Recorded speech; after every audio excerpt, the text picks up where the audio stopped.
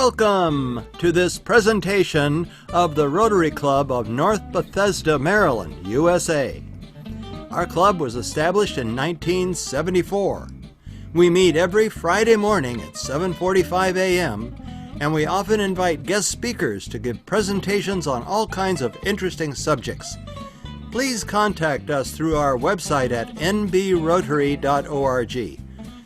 And thanks for watching. Our speaker today is Wayne Rohauer, Director of Operations for the Montgomery County Revenue Authority, and he'll be telling us about golf courses around our county. Wayne's golf profession has spanned over 25 years. He's currently the Director of Operations with Montgomery County Revenue Authority here in Rockville, which operates 9 daily fee golf courses. Prior to joining the Montgomery County Revenue Authority in 2007, he served as the General Manager and Regional Manager for both private country clubs and daily fee courses with the Arnold Palmer Golf Management Company, Century Golf, and the American Golf Corporation. Prior to that, he held positions of the General Manager and Regional Manager in the hotel industry throughout the Midwest. So with that, I'm going to turn it over to Wayne. Okay. So welcome. Thank you. Thank you for the invitation. That was a lively conversation this morning that got me going. Listening to all those stories. So yes, my position is Director of Operations for Montgomery County Revenue Authority, and we operate the courses in Rockville. One thing I would like to clear is a lot of people in Montgomery County don't realize is that Montgomery County Revenue Authority is a private company. It is not a division of the Montgomery County government. We are a quasi-government organization. And by that means we answer to a board of directors that is appointed by the county executive, and a representative of the county executive office sits on that board. So that's kind of our hook to the county.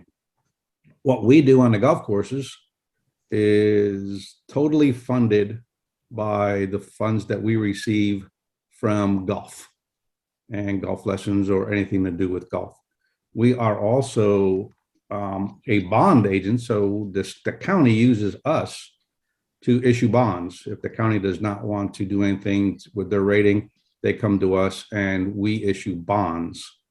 And we are able to do that. The most recent project we have going currently is, if anybody's familiar with the Poolsville golf course out in Poolsville, we just issued $18 million in bonds to construct a winery, a 250-seat event center, a very nice bistro, and a nice, what we call a great lawn that's used for fire pits, easy seating, dining, things like that.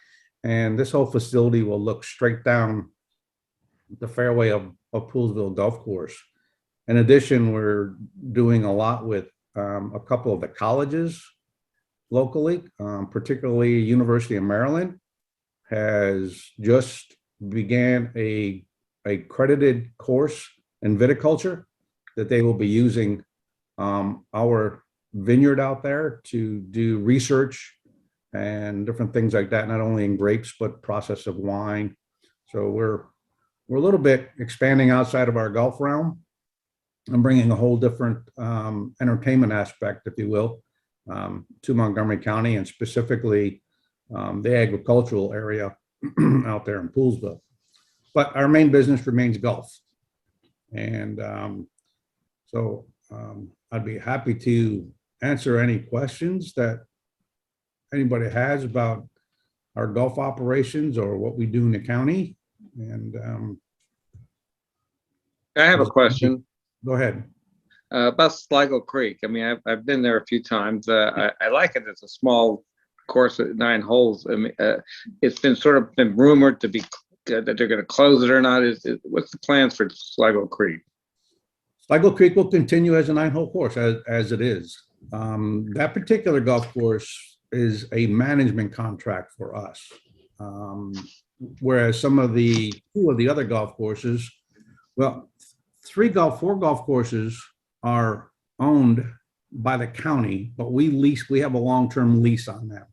That would be Northwest, Needwood, Little Bennett, and then Sligo Creek is a management contract. So we manage that facility for park and planning, Montgomery County Capital Park and Planning. So they have the final say on that property. But right now it will continue as a golf course. We wanted to make some major changes to that several years ago, and we're met with quite a bit of resistance. So that will be maintained as a 9-hole golf course right now. What changes did you want to make that they didn't want to do? Well, we wanted to add a driving range to that golf course. Right. And we wanted to add a little kind of a family area down below that would have been, kind of like a putt golf course, some fun stuff to do, along with a little bit of a brand new clubhouse and those types of things. It was I want to recall it was probably about a $4 or $5 million project at the time, but the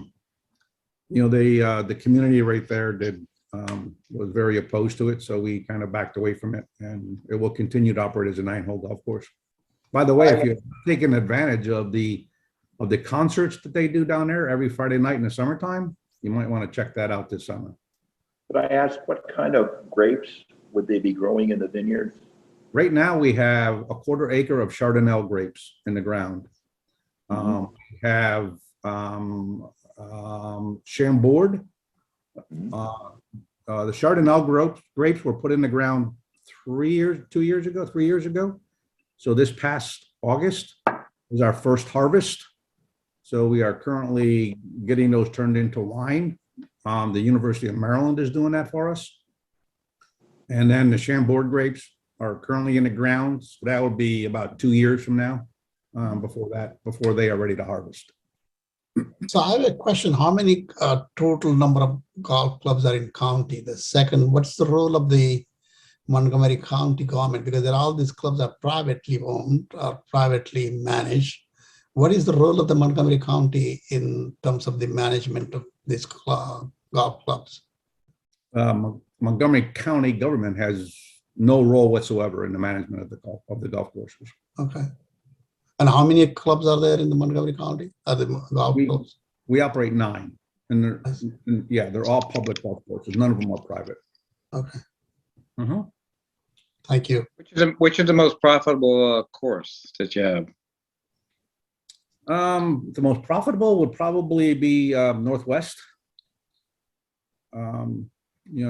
Northwest, Falls Road. Those are the 3 horses.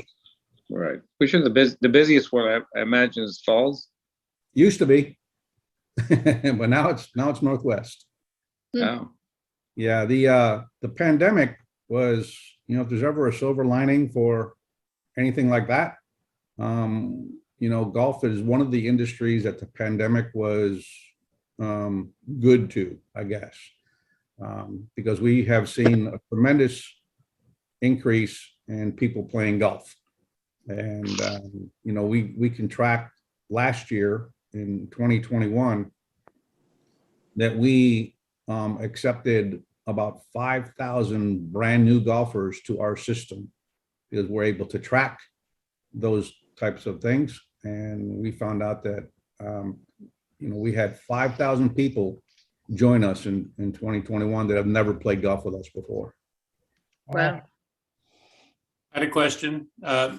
So I made a resolution in 2022 to play more golf. There you go. And as a senior citizen, what's the easiest course and the cheapest course in Montgomery County? Sligo. Well, we got some great packages for seniors. So you might want to jump on our website and see that, you can purchase a discount package that'll give you some pretty good discounts. But the easiest course, the course that most seniors play is Laytonsville. Is one of the easiest, followed by Needwood, followed by Rattlewood. So those are the three that are pretty easy. No water? Let me see. How much? There's water on Needwood. Okay. Needwood has a little bit of water. Two holes. Yeah. Which but one's the most that's a good, difficult? that's a good question, because our courses are, across the spectrum of being very easy, or Northwest, for example, are what we call our championship course. The State Golf Association uses Northwest for the U.S. Open qualifier and some major events. So that course can be as long and as punishing as some of the courses that you would see on the PGA Tour.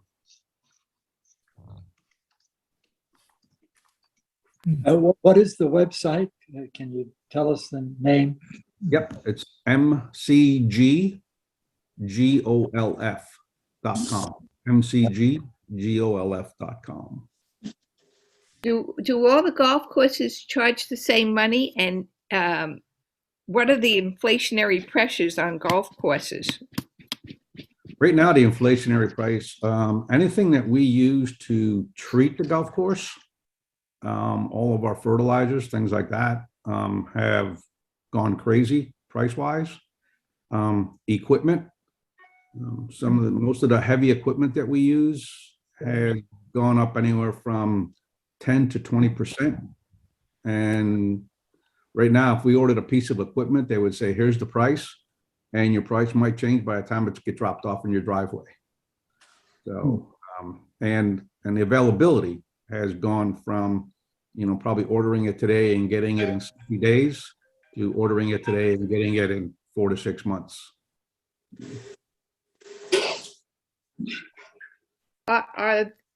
What is the ecological practices that have changed? Like, all of our golf courses are pretty good water stewards. I would say 4 of our golf courses are Audubon certified, which means we have to keep a certain amount of acreage set aside so we don't mow it. So that, and we must have certain plants in there. For example, milkweed is a plant that if you want to be Audubon certified, you must have so many acres of it, because that's the monarch butterfly food. That's the food that the monarch butterflies use prior to their migration down to Mexico. So they feed on that. So you'll see a lot of monarch butterflies on our golf courses in August and September.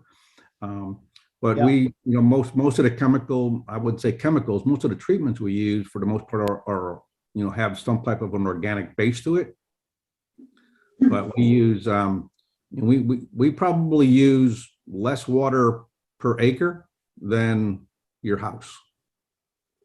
Because we're very cognizant of what we use on the golf course, and most of our water is recirculated rainwater from our retention ponds. That's interesting news about the milkweed. I didn't realize that, because I see it growing along Falls Road by that course there. Yep. Yeah, some years ago I did a little survey to locate it, and the only milkweed I found other than there was inside the exit ramp loop on I-270. Because everything else is either mowed or paved or plowed. Yeah. The only place I found some, and then a few years later it got completely overtaken by vines, and it's gone now. Yeah, and that's one of the other things that we have to watch for under the Audubon certificate. There's certain weeds, invasive weeds, that we have to control. And by that I mean once the milkweed has run its course, then we go in there and we completely mow down everything to kill all the invasive stuff. Mm-hmm. We do that twice a year to control the invasive weeds. Wow. And then we let it grow wild, the rest of the time. But you'll find the most milkweed on Northwest Golf Course. They have the most. Stilt grass is a real problem. Yeah. And it's very difficult to control. Are the golf courses finding that they're having problems with stilt grass? No, because we keep our grass areas very healthy. And by doing that, that chokes out any kind of invasive species. If we see something coming in, then, we have the ability to kind of target it and take it out. But, we're converting some of our golf course areas to Bermuda grass. We're finding that this area can tolerate, or the Bermuda grass can tolerate the climate in this area to a certain point, with the exception of Little Bennett and Rattlewood, which are our highest elevation ones. We tried to do it at Rattlewood and it all died over the winter time because Rattlewood just gets, probably 4 or 5 degrees too cold in the winter. But Bermuda grass completely chokes out just about anything. And Bermuda grass is the one grass that needs very, very little water and very little bit of fertilizer. Bermuda grass it'll grow right across your driveway.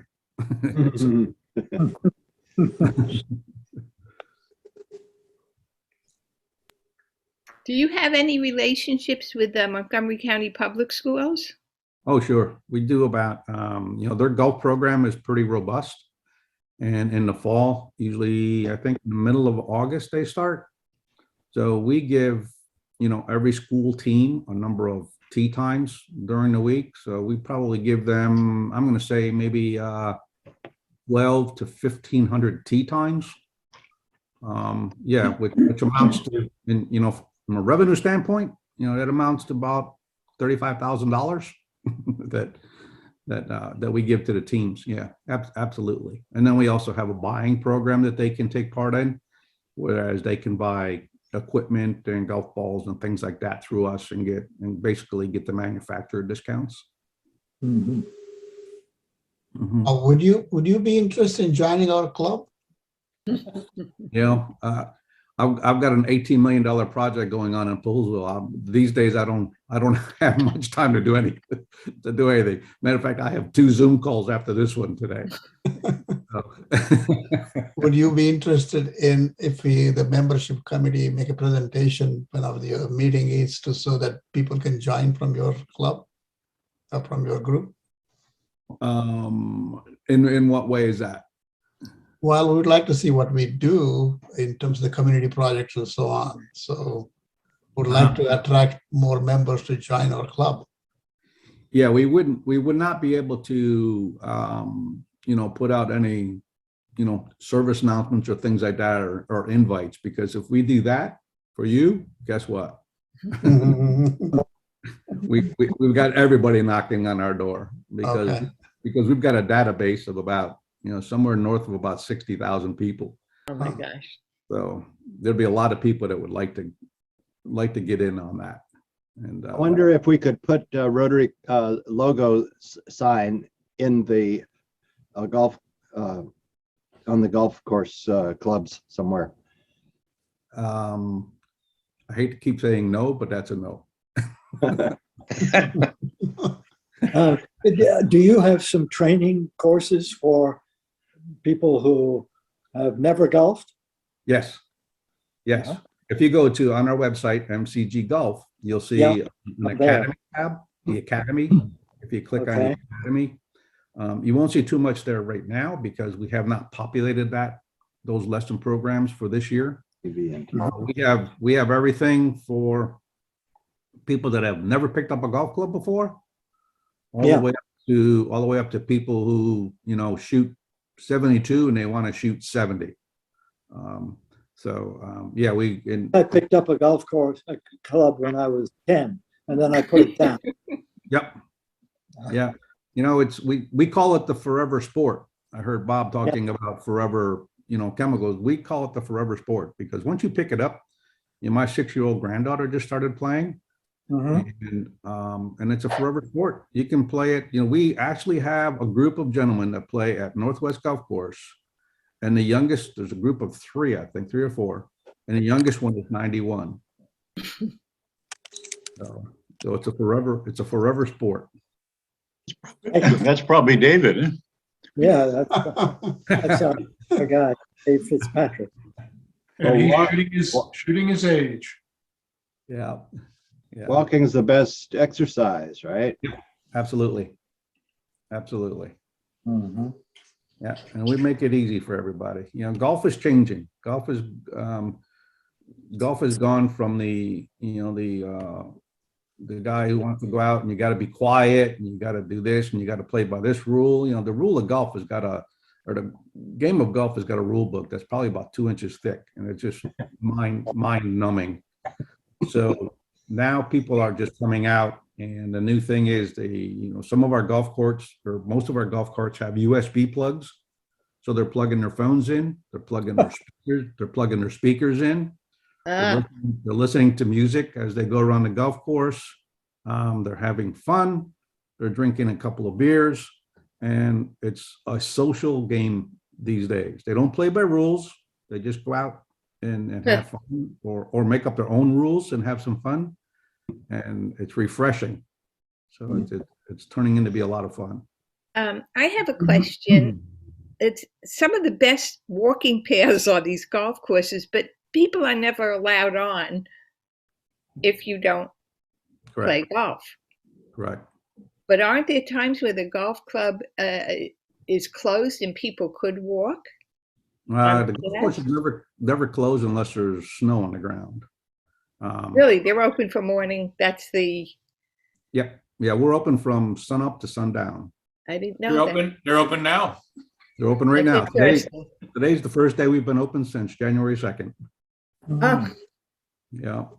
So yeah, we're open today, and based on weather forecast, we'll be Sligo Creek closes. Sligo, yeah, that they are closed. Yeah, Sligo Creek closes from January or December through February. Yeah, they're closed for 3 months. So what Sligo Creek does is there was a lot of kids having a lot of fun there in the last couple of weeks because they go out there and they sled. Oh. On the snow, so they have some fun out there. Yeah, that's the only course that closes. Was Sligo Creek affected by any of the proposals to widen the beltway? Oh yeah, it's right up against one of the proposals right there. Yeah, they'll take. Right now the proposal is that there's, I think, 2 holes affected by it. So they would come in and kind of take away some of the areas of the holes there. And then they're planning on kind of like shifting everything a little bit and maybe do a little bit of redesign on the golf course just to accommodate that. But they would have to build retention walls on there. And more than likely they would have to, on top of the retention walls, they would more than likely have to put up some type of netting.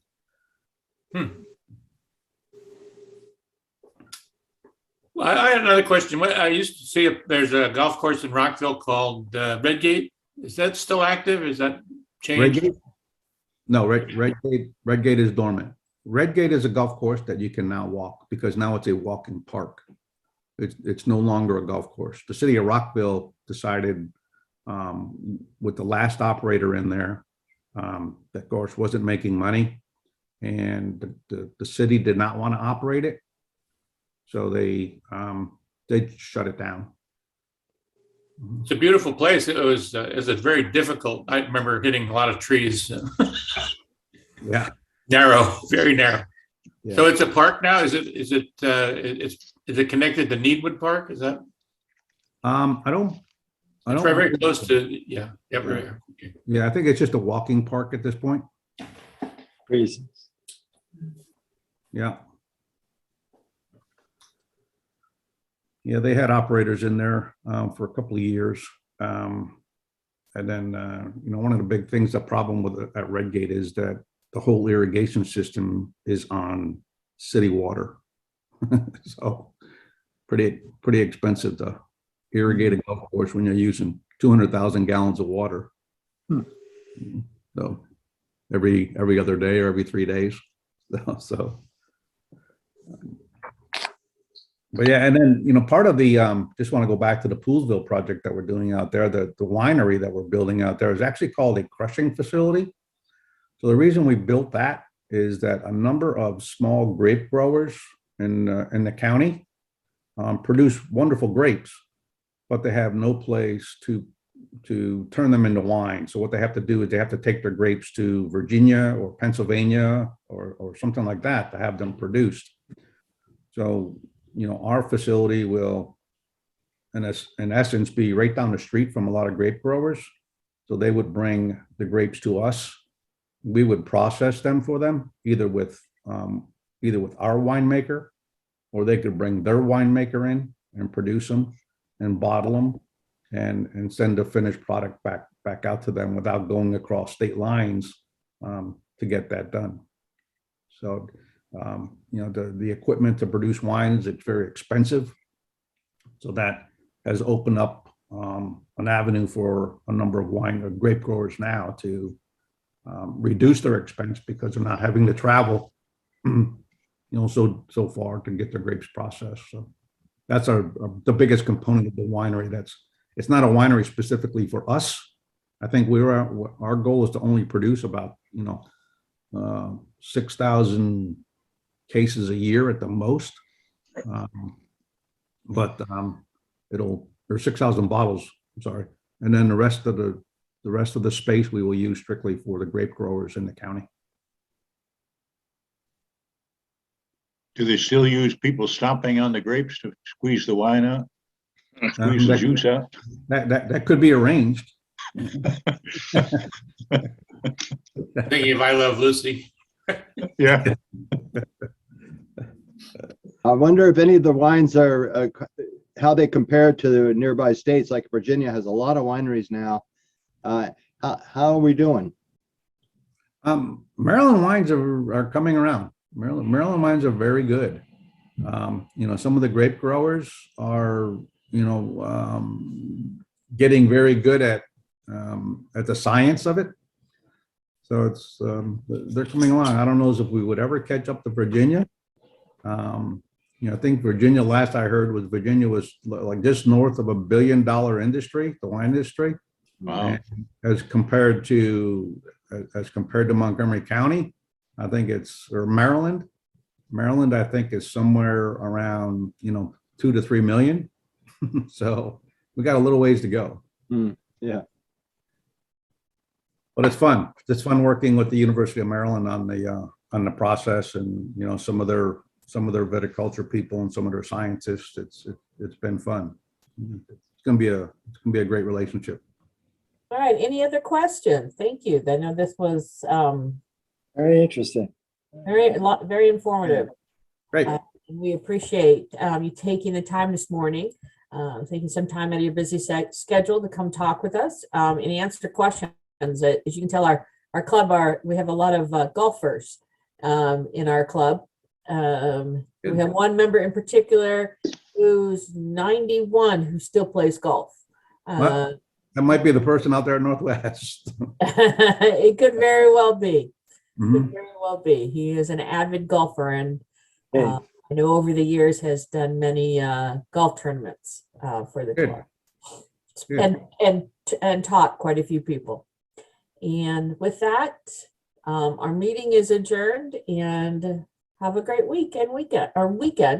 Thank you. See everybody next All week. right. Bye-bye. Thank you very much. Thank you. Thank you. Thank you. Thanks to the team. Thank you.